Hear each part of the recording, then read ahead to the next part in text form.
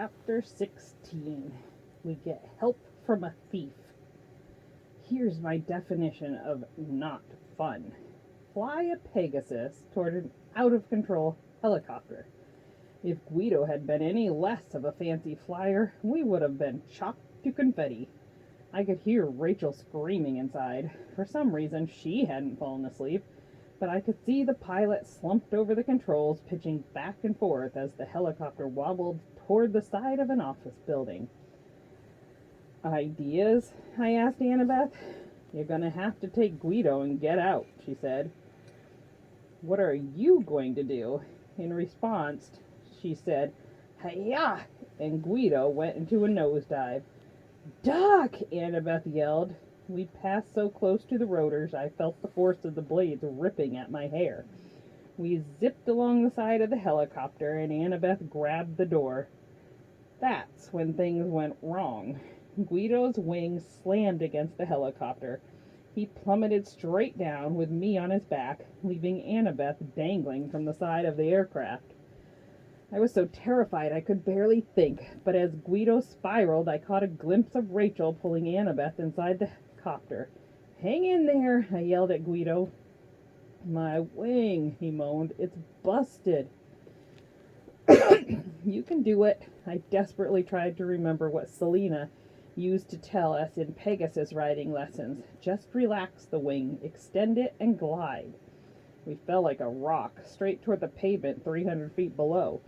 At the last moment, Guido extended his wings. I saw the face of centaurs gaping at us. Then we pulled out of our dive, sailed 50 feet, and tumbled onto the pavement.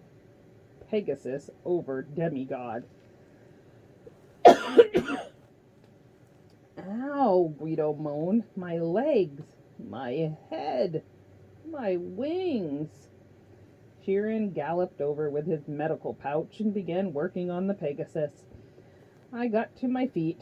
When I looked up, my heart crawled into my throat. The helicopter was only a few seconds away from slamming into the side of the building. Then miraculously, the helicopter righted itself. It spun in a circle and hovered. Very slowly, it began to descend. It seemed to take forever, but finally the helicopter thudded to a landing in the middle of Fifth Avenue. I looked through the windshield and couldn't believe what I was seeing. Annabeth was at the controls. I ran forward as the rotor spun to a stop. Rachel opened the side door and dragged out the pilot. Rachel was still dressed like she was on vacation, in beach shorts, a t-shirt, and sandals. Her hair was tangled and her face was green from the helicopter ride. Annabeth climbed out last. I stared at her in awe. I didn't know you could fly a helicopter. Neither did I, she said. My dad's crazy into aviation. Plus, Daedalus had some notes on flying machines. I just took my best guess on the controls. You saved my life, Rachel said. Annabeth flexed her bad shoulder. Yeah, well, let's not make a habit of it. What are you doing here, Dare? Don't you know better than to fly into a war zone? Rachel glanced at me. I had to be here. I knew Percy was in trouble. Got that right, Annabeth grumbled. Well, if you'll excuse me, I have some injured friends I've got to tend to. Glad you could stop by, Rachel. Annabeth, I called. She stormed off. Rachel plopped down on the curb and put her head in her hands. I'm sorry, Percy. I didn't mean to. I always mess things up. It was kind of hard to argue with her, though I was glad she was safe. I looked in the direction Annabeth had gone, but she disappeared into the crowd. I couldn't believe what she'd just done. Saved Rachel's life, landed a helicopter, and walked away like it was no big deal. It's okay, I told Rachel, though my words sounded hollow. So what's the message you wanted to deliver? She frowned. How did you know about that? A dream. Rachel didn't look surprised. She tugged at her beach shorts. They were covered in drawings, which wasn't unusual for her, but these symbols I recognized.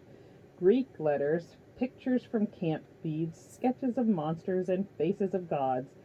I didn't understand how Rachel could have known about some of that. She'd never been to Olympus or Camp Half-Blood. I've been seeing things too, she muttered. I mean, not just through the mist. This is different. I've been drawing pictures, writing lines in ancient Greece, I said.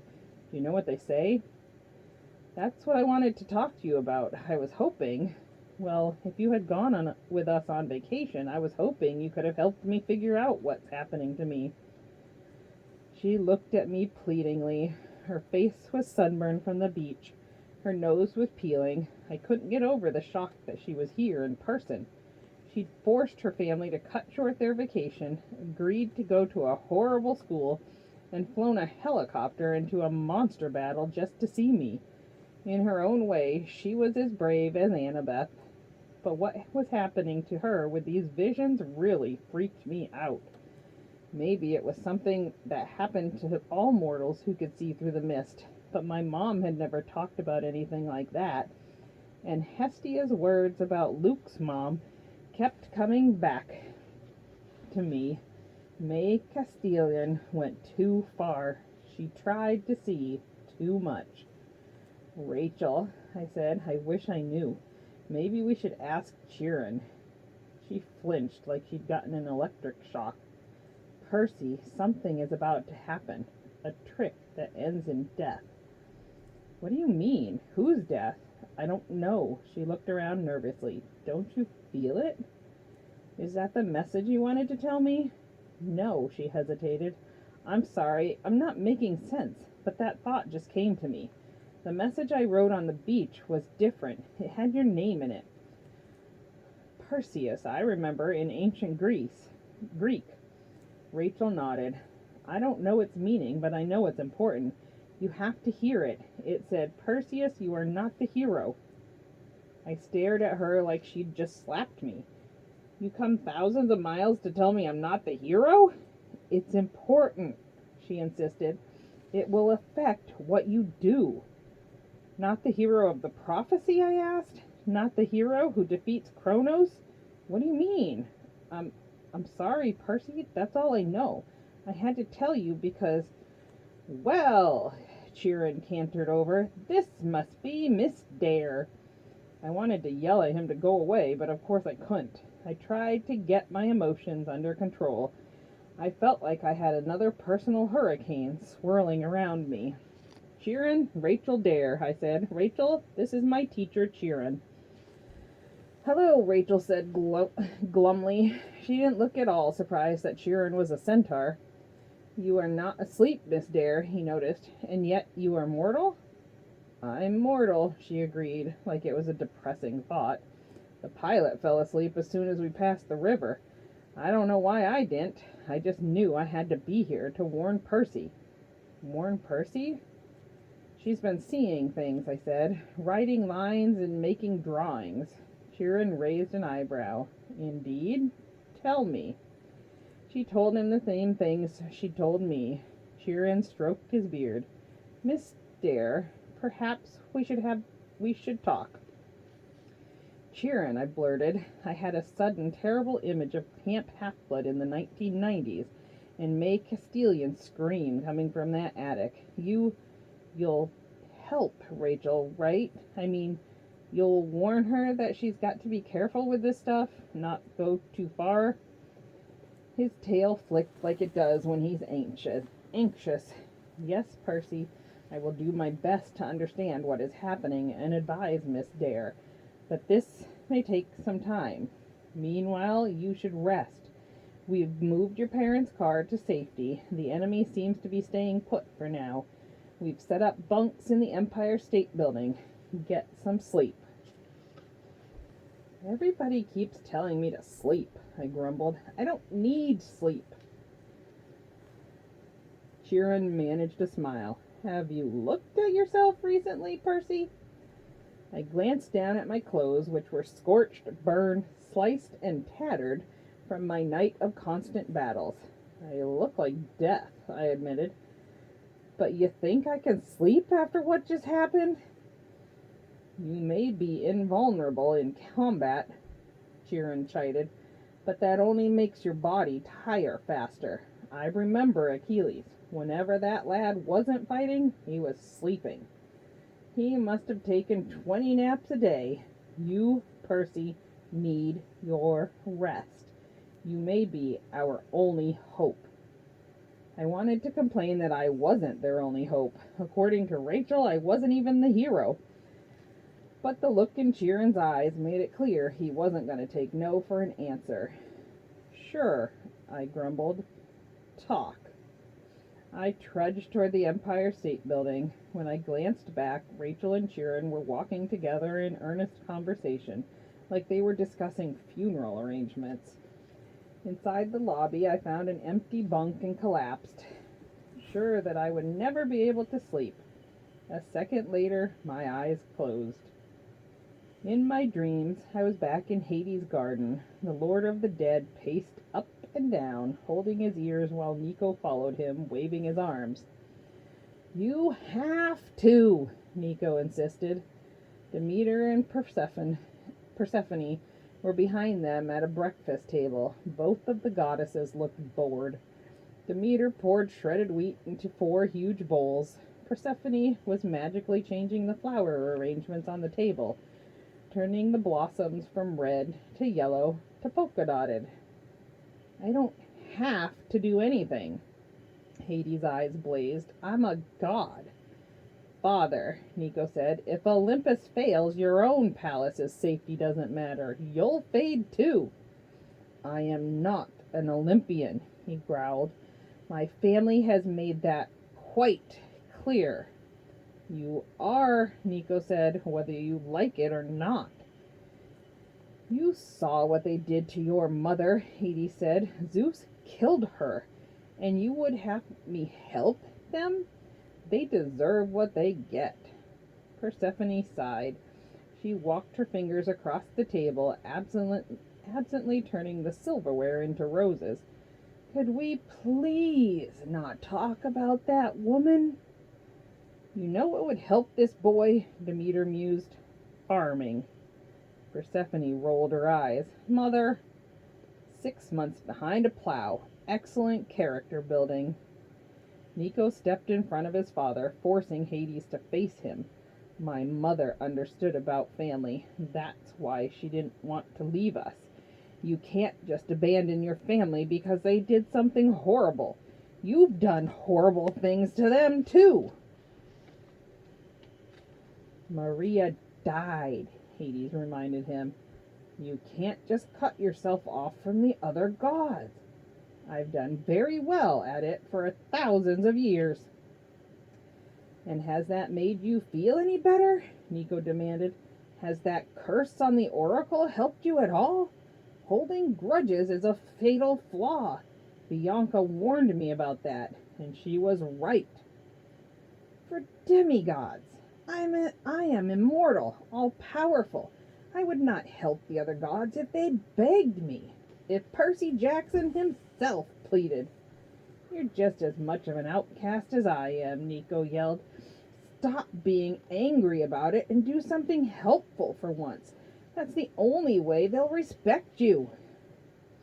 Hades' palm filled with black fire. "Go ahead," Nico said. "Blast me. That's just what the other gods would expect from you. Prove them right." "Yes, please," Demeter complained. "Shut him up." Persephone sighed. "Oh, I don't know. I would rather fight in the war than eat another bowl of cereal. This is boring." Hades roared in anger. His fireball hit a silver tree right next to Nico, melting it into a pool of liquid metal. And my dream changed. I was standing outside the United Nations, about a mile northeast of the Empire State Building. The Titan Army had set up camp all around the UN complex. The flagpoles were hung with horrible trophies, helmets and armor pieces from defeated campers. All along First Avenue, giants sharpened their axes. Telkenes repaired armor at makeshift forges. Kronos himself paced at the top of the plaza, swinging his scythe so his Drachne bodyguards stayed way back. Ethan, Nakamura, and Prometheus stood nearby, out of slicing range. Ethan was fidgeting with his shield strap, but Prometheus looked as calm and collected as ever in his tuxedo. "I hate this place," Kronos growled. "United Nations. As if mankind could ever unite. Remind me to tear down this building after we destroy Olympus." "Yes, Lord." Prometheus smiled as if his master's anger amused him. "Shall we tear down the stables in Central Park too? I know how much horses can annoy you." "Don't mock me, Prometheus. Those cursed centaurs will be sorry they interfered. I will feed them to the hellhounds, starting with that son of mine, that weakling Chiron." Prometheus shrugged. That weakling destroyed an entire legion of Telchines with his arrows. Kronos swung his scythe and cut a flagpole in half. The national colors of Brazil toppled into the army, squashing a Drachne. "We will destroy them," Kronos roared. "It is time to unleash the Draken. Nakamura, you will do this." "Yes, Lord. At sunset?" "No," Kronos said.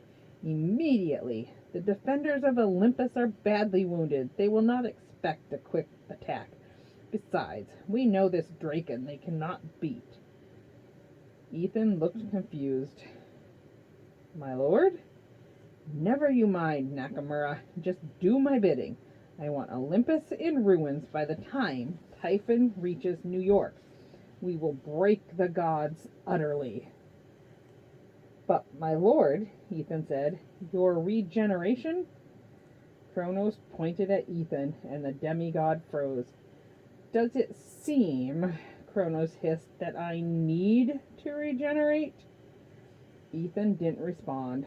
Kind of hard to do when you're immobilized in time. Kronos snapped his fingers and Ethan collapsed. "Soon," the Titan growled. "This form will be unnecessary. I will not rest with victory so close. Now go!"